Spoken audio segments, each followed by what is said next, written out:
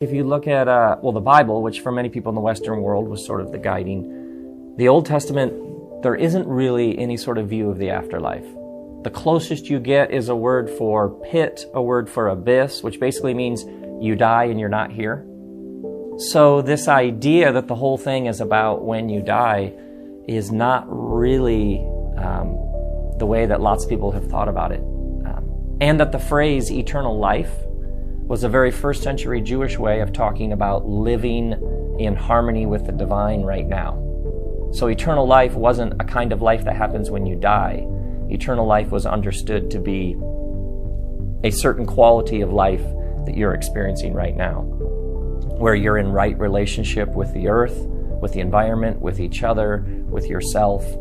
That was considered eternal life. One of the things I found most interesting is that Jesus used the word hell, but when he used the word hell, he was referring to an actual place in the city of Jerusalem in the first century. The word he used was the word Gehenna, and Gehenna means Valley of Hinnom. And the Valley of Hinnom was the south valley on the south wall of the city of Jerusalem. That's where people toss their trash.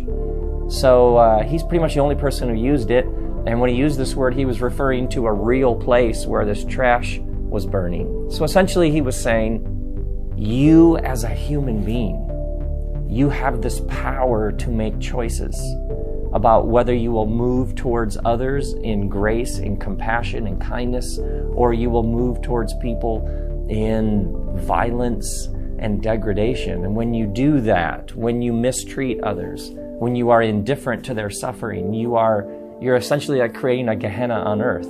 So you're creating a hell on earth. The idea that has animated a lot of religion for a lot of people, that there is some divine being somewhere who, if you don't say or do or pray or think the right or believe the right thing, is going to send you to hell.